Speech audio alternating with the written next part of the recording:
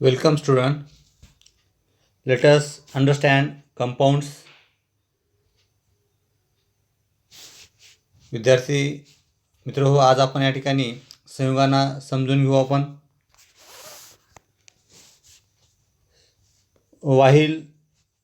while studying matter, we have seen that element is a type of matter having a simplest composition. द्रव्याचे प्रकार अभ्यास करत असताना आपण पाहिले आहे की मूलद्रव्य हे सर्वात साधे संघटन आहे, सिम्पलेस्ट कंपोजिशन आहे. On the inspection of the composition of the types of compound and mixture, it is learn that they are form from 2 or more units.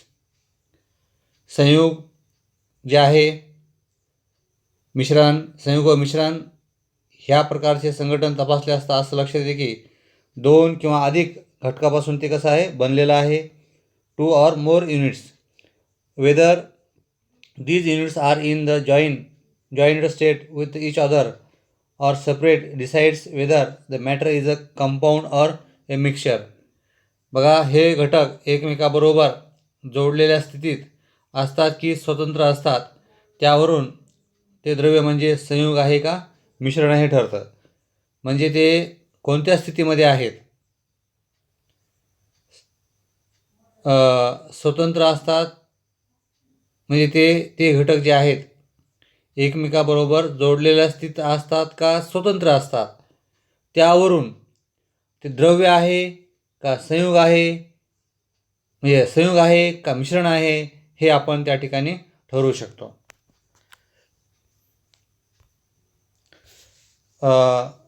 Try दिसमध्ये एक इथं कृती सांगितलेली आहे. कृती वाचतो आपण, थोडं लक्षात घ्यायची कृती ती.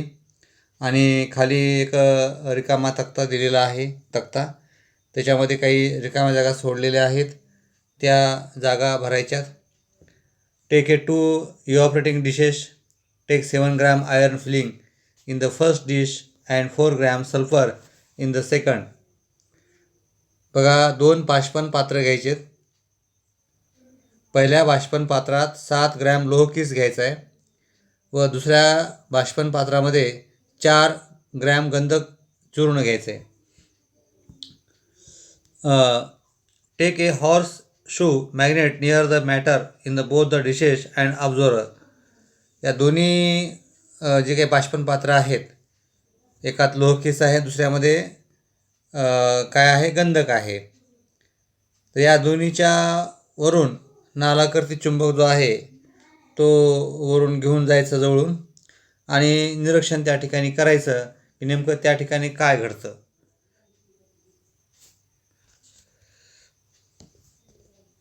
Transfer the entire iron feeling from the first dish to the second. Stir with the glass rod and observe by taking the horseshoe magnet near the matter. Also observe the color of the matter. Now heat the matter heat the matter in the second dish for a while and let it cool. Observe the color change, if any, the matter, and observe whether there is any effect of the horseshoe magnet on it. Record all the observation in the following table. बघा, या ठिकाणी आपण सुरुवातीला सांगितलेलं आहे की या ठिकाणी नालाकर्ती चुंबक आहे, दोन्हीवरून घेऊन जायचा. त्यावेळेस तुमच्या ऑब्झर्वेशनमध्ये काय येईल, निरीक्षणामध्ये काय येईल हे बघायचं आहे. तसेच द्रव्याच्या रंगाचे निरीक्षण करायचं आहे. आता दुसऱ्या पात्रातील हे थोडं द्रव्य तापून थंड होत यायचं आहे. म्हणजे या ठिकाणी मी डबल सांगतोय, पहिल्या पात्रातील म्हणजे दोन पात्र या ठिकाणी घेतलेले आहेत. एका पात्रामध्ये लोहकीस आहे, दुसऱ्यामध्ये गंधक आहे. दोन्ही बाष्पन पात्राजवळ चुंबक न्यायचं आहे, नालाकर्ती निरीक्षण करायचं आहे, बघायचं काय होतं आहे ते. तसेच पहिलं पात्र जे आहे ज्यात लोहकीस आहे, दुसऱ्या पात्रात ओतून दुसऱ्या पात्रात काय आहे, गंधक आहे. दुसऱ्या पात्रात ओतून काय होतायचे, लोहकीस होतायचं आहे आणि त्याला काच काढणीने ढवळायचं आहे आणि चुंबक जवळ नाही. तेव्हा परत तुम्ही निरीक्षण त्या ठिकाणी सांगायचे काय होईल नेमकं. हा प्रयोग आपण वाटल्यास शाळा ज्यावेळेस सुरू त्यावेळेस करून पाहू आपण. तसेच द्रव्याच्या रंगाचे निरीक्षण करायचे. आता ज्या बाष्पन पात्रामध्ये या ठिकाणी चुंबक आणि लोहकीस आणि गंधक मिक्स केलेला आहे, त्या पात्राला थोडं तापवू द्यायचं. काय करायचं, तापवायचं. Now heat the matter in the second dish for a while and let it cool. Observe the colour change. आणि तापून त्याच्या द्रव्याच्या रंगामध्ये काही बदल झाला का हे पाहायचं आहे. If any in the matter and observe whether there is any effect of the horseshoe magnet on it. आणि काय करायचं आहे, द्रव्याचा रंग बदलला आहे का, त्याच्यावरून नालाकर चुंबक फिरवायचा काही परिणाम होतो का, हे सगळं काय करायचं आहे. इथे एक टेबल दिला आहे खाली, त्या टेबलमध्ये ते भरायचं आहे. ॲक्शन काय केली आपण, कृती काय केली. Iron filling and sulphur were mix in the dish. बाष्पन पात्रात लोहकीस व गंधक मिसळलं. त्यावेळेस द्रव्याचा रंग जो आहे तो आहे ब्लॅक किंवा येलो, काळा किंवा पिवळा. Effect of the horseshoe magnet, तर त्या ठिकाणी the magnet attract iron feeling from the mixture. बघा हे जे मिक्सचर आहे त्या मिक्सचरमधलं लोहकीस जो आहे तो लोहकीस त्या चुंबकाला चिकटेल, गंधक चिटकणार नाही. हे निरीक्षण त्या ठिकाणी होऊ शकतं. Second is iron filling and sulphur in the dish were heated together. बाष्पन पात्रात लोहकीस व गंधक एकत्र तापल्यावर द्रव्याचा रंग कसा होईल, त्या ठिकाणी तो होईल ब्लॅक होईल. कसा होईल तो, ब्लॅक. ब्लॅक म्हणजे काळा होईल. आणि नालाकर्ती चुंबक जे आहे त्याच्यावर फिरवलं काय होईल, a compound iron sulphide FeS is a formed. A magnet has no effect on iron sulfide. Iron sulphide. बघा या ठिकाणी लोहकीस आणि गंधक तापवले असता आयर्न सल्फाईड म्हणजे FeS हे तयार होते कंपाऊंड. त्याच्यावरून नालाकर्ती चुंबक जर फिरवला तर त्या ठिकाणी काही परिणाम त्या ठिकाणी होणार नाही.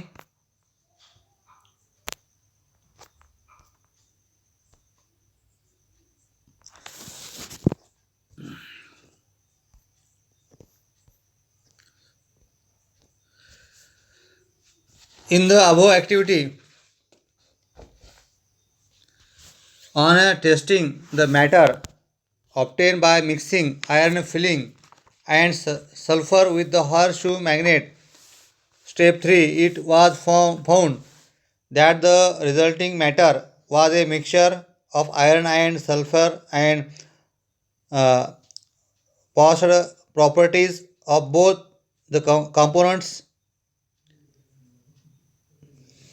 बघा या ठिकाणी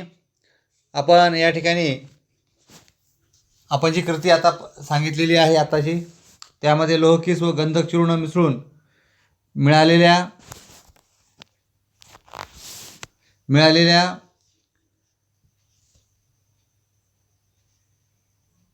मागील कृतीमध्ये लोहकीस व गंधक चूर्ण मिसळून मिळालेल्या द्रव्याची नालाकर्ती चुंबकानं परीक्षा केल्यावर असे दिसले की किंवा असं तयार झालेले द्रव्य म्हणजे लोह व गंधक याचं मिश्रण जे आहे व त्याला दोन्ही घटकाचे गुणधर्म होते. म्हणजे ज्यावेळेस आपण त्याला मिसळलं, लोहकिसाला आणि गंधकाला मिसळलं, त्यावेळेस त्या ठिकाणी दोन्ही मूलद्रव्य जे आपण त्या ठिकाणी एकत्र आणलेले होते, मिसळलेले होते, त्याचे गुणधर्म कायम राखले गेले होते. काही कण पिवळे दिसले होते ते गंधकाचे होते, तर काही कण काळे दिसले ते लोह कणाचे होते. कशाचे, लोह कणाचे. Some particle were yellow, they were of sulfur. Some particles were black, they were iron particle. The property of iron particles to get attract towards magnet was unchanged. In other words, the components iron and sulfur were in free state in that matter. On the contrary, when iron filling and sulfur were heated together and cooled, there was no effect of magnet, and the characteristic yellow color of sulfur also disappeared. बघा या ठिकाणी ज्यावेळेस आपण या ठिकाणी सांगितलं होतं की कण पिवळे जे होते ते गंधकाचे होते, काळेचे होते, लोहाचे होते, लोखंडाचे होते. लोहचुंबकाकडे काही कण लोहकण अट्रॅक्ट झालते, आकर्षित झालते. हा गुणधर्म कायम राहिला होता. म्हणजेच या द्रव्यात लोह गंधक हे स्वतंत्र स्थितीमध्ये होते, म्हणजे त्यांनी आपले गुणधर्म जे होते ते कायम राखले होते. याउलट ज्यावेळेस आपण या दोन्हीच्या मिश्रणाला उष्णता दिली आणि थंड केलं, त्यावेळेस त्या ठिकाणी चुंबकाचा काही परिणाम त्या ठिकाणी त्या लोहकिसावर झालं नाही. म्हणजे लोहकिस त्या ह्याच्यामध्ये संयुगामध्ये जे कण होते ते राहिले नाहीत, त्याचे गुणधर्म बदलले. ज्यावेळेस त्यापासून संयुग तयार झालं आणि गंधकाचा जो वैशिष्ट्यपूर्ण पिवळा रंग होता तो सुद्धा गायब झाला. यावरून असं आपल्या लक्षात येतं की मूलद्रव्य असताना आणि त्या मूलद्रव्यापासून ज्यावेळेस संयुग बनतो त्यावेळेस त्याचे गुणधर्म कायम राखले जात नाहीत. ते घटक मूलद्रव्यापेक्षा कसे असतात, वेगळे असतात. हे याच्यावरून आपल्याला सांगता आलं किंवा समजून आलं असं आपण या ठिकाणी म्हणू शकतो आपण. म्हणजे परत इथं मी सांगतो, गंधक एका बशीमध्ये घेतलं, लोखंडाचे कण लोहकिस एका बशीमध्ये घेतले, दोन्हीवरून चुंबक फिरवला असता लोहकिस ज्या बशीमध्ये आहे ते चुंबकाला चिटकलं. परत आपण काय केलं, लोहकिस आणि गंधक मिसळलं, त्याला तापवलं, थंड होऊ दिलं आणि त्याच्यावरून जर आपण चुंबक फिरवला त्यावेळेस ते जे काही तयार झालं ते काही चुंबकाला चिटकत नाही. त्याच्यामध्ये कोण कोण होतं, गंधक होता आणि लोहकिस होतं. नवीन संयुग त्या ठिकाणी तयार झाले. पण ज्यावेळेस स्वतंत्र असताना ते लोहकिस त्या चुंबकाला चिटकत होता, गंधकाचा पिवळा रंग होता. ज्यावेळेस त्या दोन्हीपासून एक संयुग तयार झालं उष्णता दिल्यामुळं, त्यावेळेस मात्र त्यांचे मूळचे गुणधर्म जे आहेत ते त्या ठिकाणी राहिलेले नाहीत.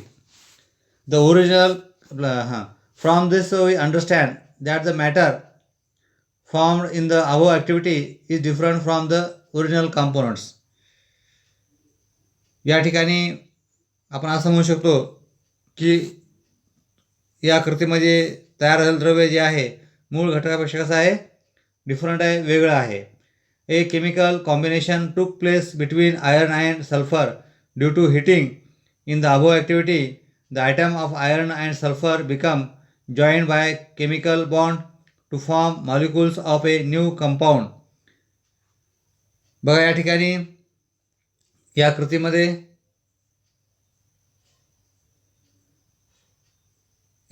तापवण्याच्या कृतीमध्ये किंवा या तापवण्याच्या क्रियेमुळं लोह गंधक या मूलद्रव्यामध्ये रासायनिक संयोग घडून आला. लोह व गंधक यांचे अणू रासायनिक बंधाने जोडले जाऊन नव्या संयुगाचे रेणू त्या ठिकाणी काय झाले, तयार झाले. तसं असं आपण या ठिकाणी म्हणू शकतो आपण. दुसरा मुद्दा आहे molecular formula and valency.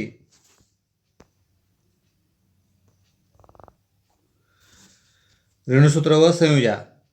There is a definite proportion of a constituent element in a compound.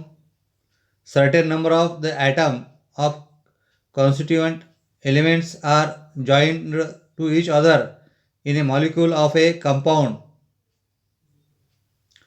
Molecular formula indicate the number of atom of each of the constituent elements present in one molecule of a compound.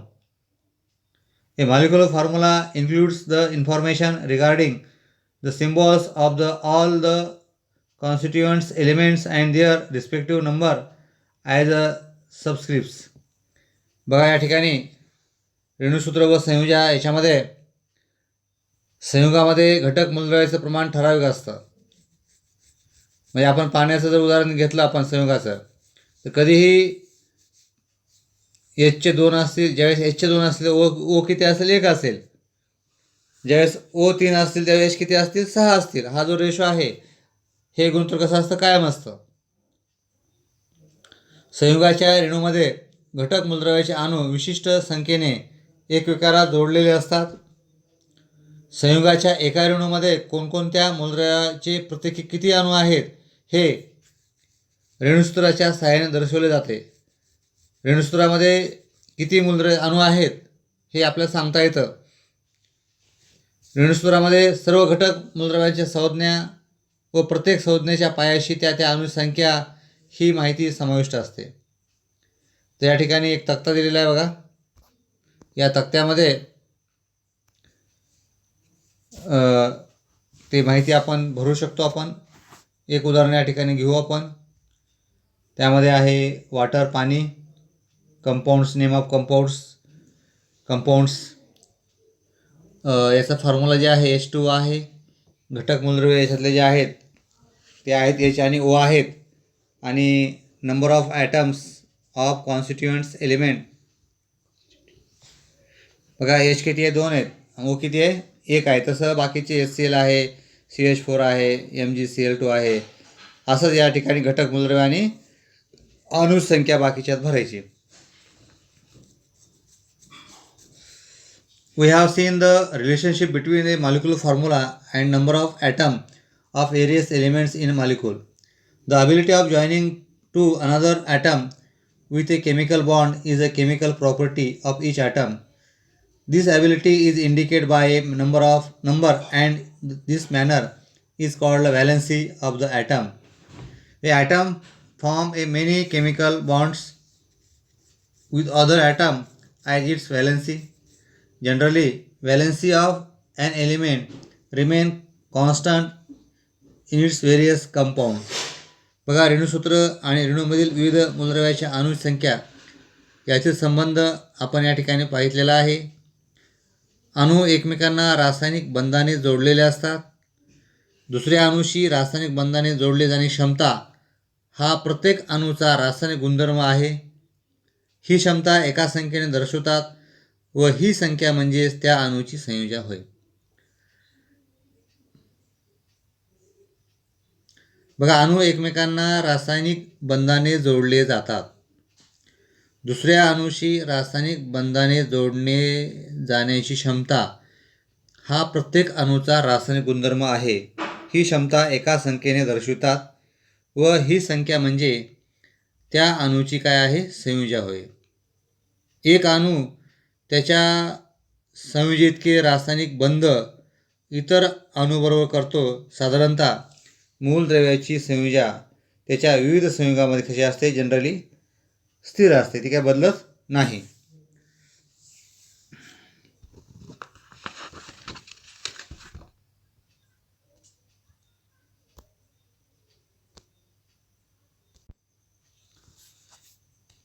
या ठिकाणी एक तक्ता दिलेला आहे.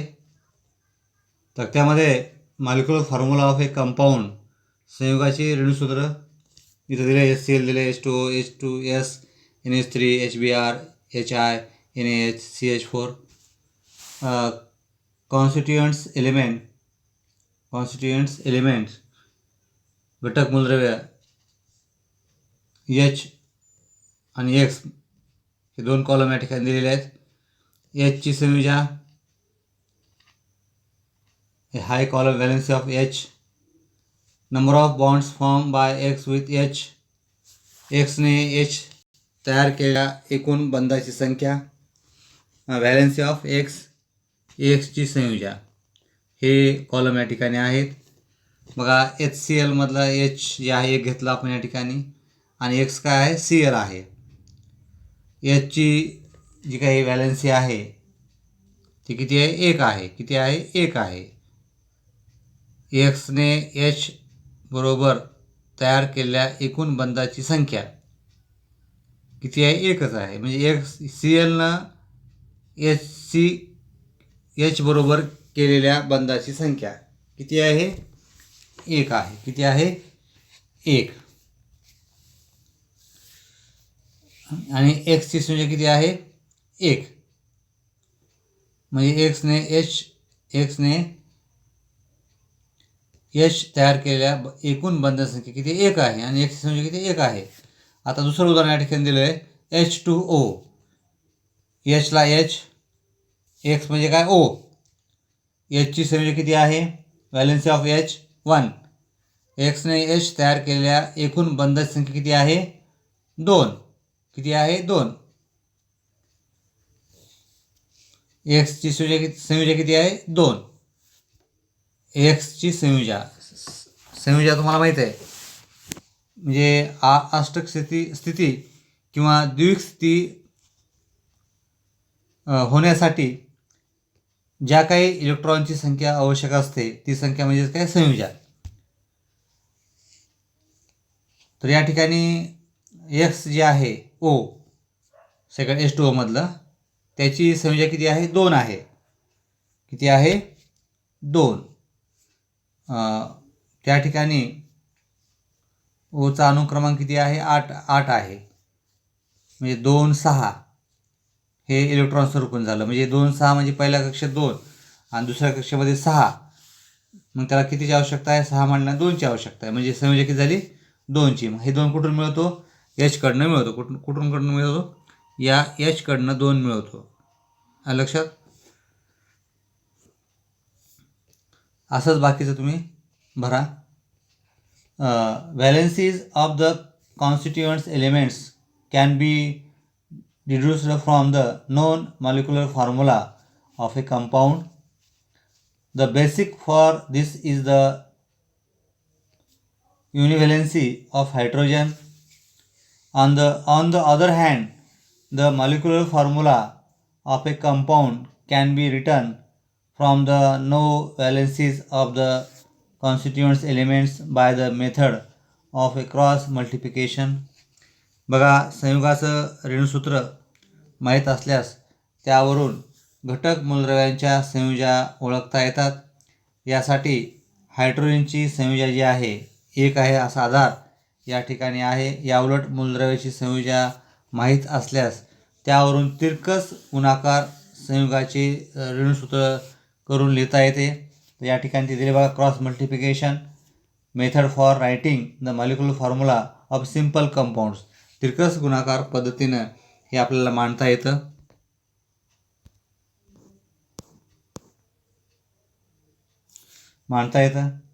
बघा या ठिकाणी to write symbols of constituents element. घटक मूलद्रव्याच्या संज्ञा लिहिणे. Step number 1. आता घटक मूलद्रव्य कोणते? C म्हणजे कार्बन, O म्हणजे ऑक्सिजन. एक उदाहरण या ठिकाणी. Second step is to write the valency of below the respective element. तर त्यांच्या ज्या काही संयोजा आहेत त्या मूलद्रव्याच्या पायाखाली ठेवायच्या. C ची संयोजा किती आहे? 4. O ची किती आहे? 2. ते त्याच्याखाली आपण लिहायची. Step number 3. To cross multiplication to obtain the number of atom of the constituents elements in the molecule of a compound.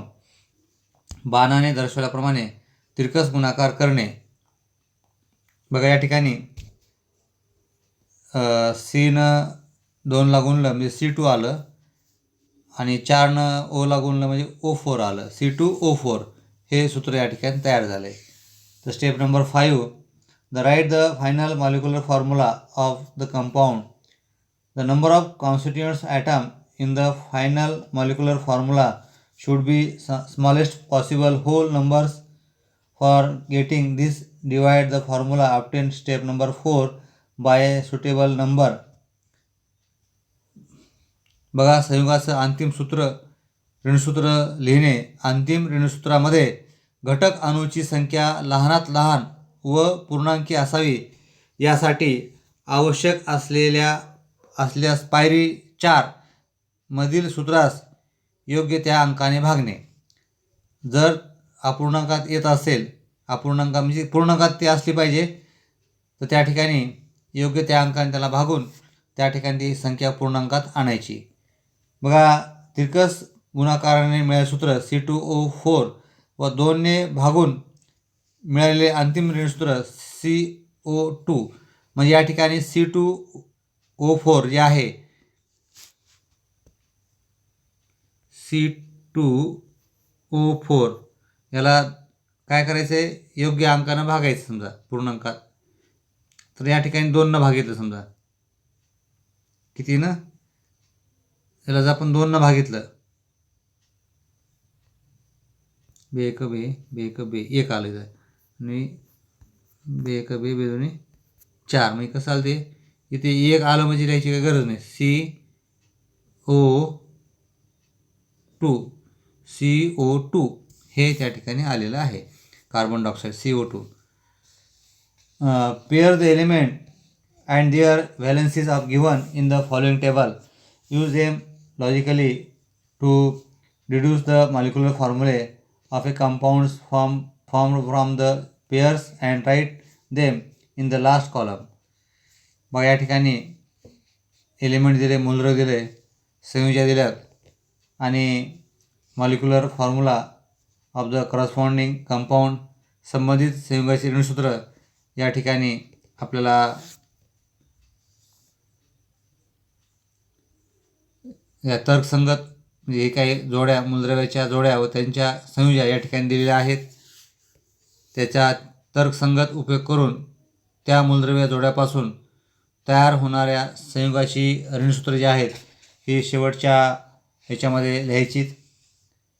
आता या ठिकाणी तिरकस गुणाकार आपण करून पाहू आपण. या ठिकाणी बघा, या ठिकाणी असा तिरकस गुणाकार केला आपण, हे असं, हे असं, काय येईल, CH4 येईल. CH4 हे या ठिकाणी तयार होईल संबंधित संयुग. आता या ठिकाणी तसंच या ठिकाणी हे असं असं NH3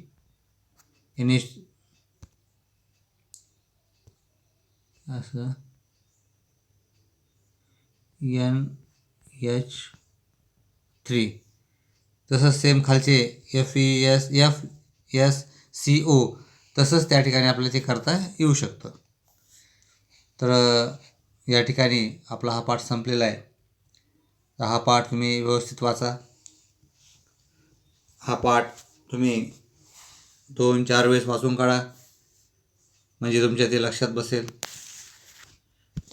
हा व्हिडिओ जे आहेत या पाठावरचे वारंवार बघा, त्यामुळे तुमच्या ते लक्षात जास्त बसेल. तर या ठिकाणी आपण थांबू आपण आता.